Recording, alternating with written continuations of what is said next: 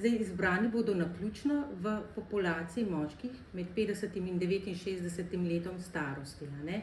Zdaj, seveda, kasneje bodo zajeti vsi moški, če bo pilotni v večjem pilotu, bodisi v določeni regiji ali pač po starostnih, pač bomo videli, kaj je bolj smiselno, ampak za to manjšo raziskavo bodo pa naključen vzorec moških iz ljubljanske regije, ker je bil pač to edini način, da tako raziskavo sploh uspemo speljati. Koliko moških pa? Prosim? Koliko moških v tej manjši raziskavi? Odobreno imamo 6000 odvzemov PSA.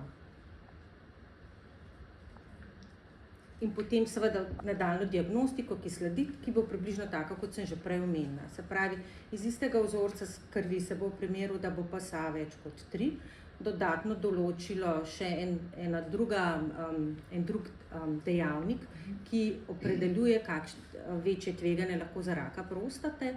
Tudi velikost prostate se bo z ultrazvokom preko trebušne stene določila.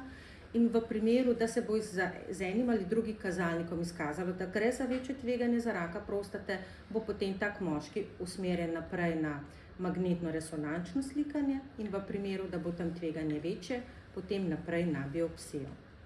To je pot, ki je predvidena za to raziskavo.